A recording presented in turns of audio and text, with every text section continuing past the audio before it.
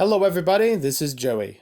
And whether you know me as Maniac for Bricks, Maniac for Toys, Maniac for Games, Worldwide Image, 13 Hammer times 62, Joe the Maniac, Van Purple 09, and I'm sure a couple other usernames I've used over the years. Before I get into the serious stuff, I just want to keep things light and say that this is a recent LEGO haul that I picked up through eBay at several sellers.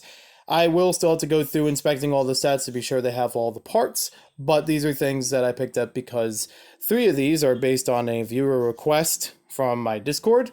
They requested that I have some Technic competition reviews and showing those sets, which is good. I do like those. I was interested in them and had them on the back burner for a while, so now I'm happy to pick them up and get into them. I had one already, but has gone rogue.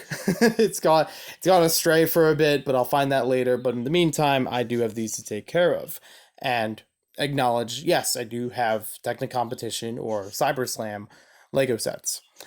The other thing was something that I thought was fascinating. You guys know I like my Lego history and celebrating Lego history. So I do have a 50-year anniversary set, which is 5522. I don't know the name of it because I haven't seen it along the box, but that is basically the 60 Year of the Brick classic version that we had in this past year. Would have been 10 years before that. Box of basic bricks with different colors. You can build a whole bunch of things, and I can talk about that sometime later. Bottom item here is a Lego diving set, 6556 Scuba Squad. One of the earliest, if not the first, of Lego diving related sets I ever owned as a kid. And this was something that I could have easily put back together for my collection, but I personally wanted to get the box art and a couple more materials that usually go with the box with it. So I am happy that it is a complete copy. That is the one thing in here I have inspected and have built. And it's basically one of the earliest sets where I was interested in Lego underwater stuff. So any of the diving themes you've seen over the years, whether through City, Atlantis, Aqua Raiders, whatever the case may be, I basically have this set to thank. Among others. A few others, I'm sure, got me into it. Not just this one. But it is still one I think of fondly. Moving on from here, the whole case about YouTube regulation, videos, FTC, COPPA, or COPPA as it may, I'm still figuring things out. And I've only had 1 or 2 people ask me recently through social media, what am I going to do about it? And it is something that's on everyone's mind. Everyone in every community is going to make changes to it. From what I've heard, the algorithms and AI that have been used by YouTube itself to operate these things has not been reliable and is not end-all be-all case. It is something that through YouTube creator channel on like a YouTube run channel about creators, they have spelled out a bunch of different things about what is changing, why it's changing, or at least to some degree explaining why it's changing, and that responsibility falls upon the creators. I want to be sure that I do things the right way, that I'm able to make the right decisions about the channel, marking videos appropriately, whether or not they are for kids, or whether the channel itself is for kids.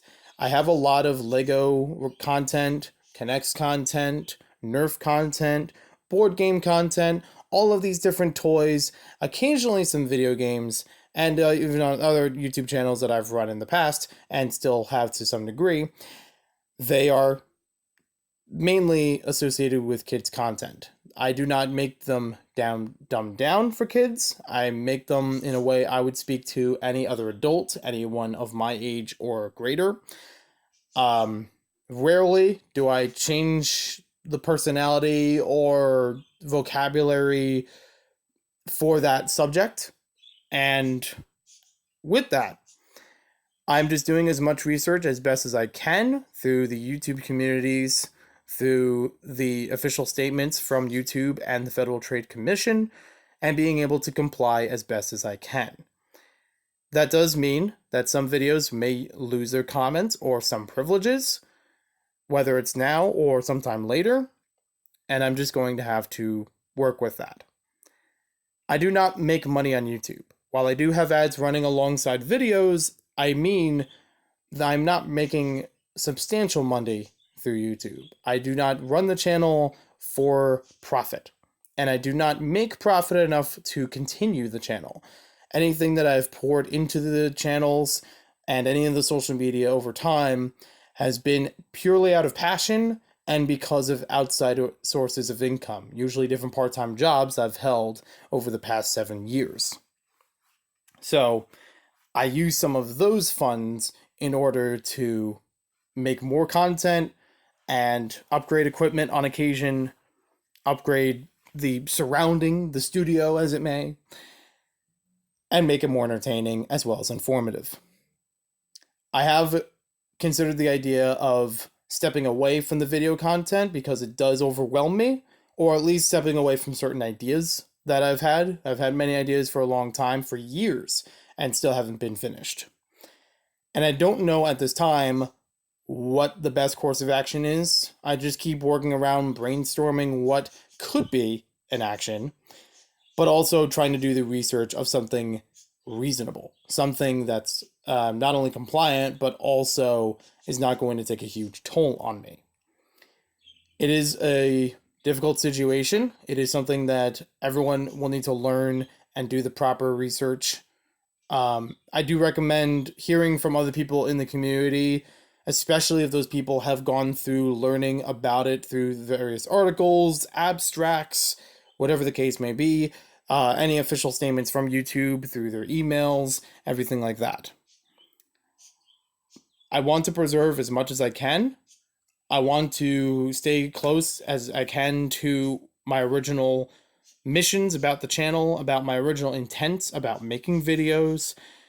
The money that I make from anything related to the YouTube channel always filters back into it. It never goes really much outside of that. If it does, it's probably paying bills. And even that, like I said, it's not a huge profit. So it does what I can. So at this time, I am not going to upload any more videos to the YouTube channel.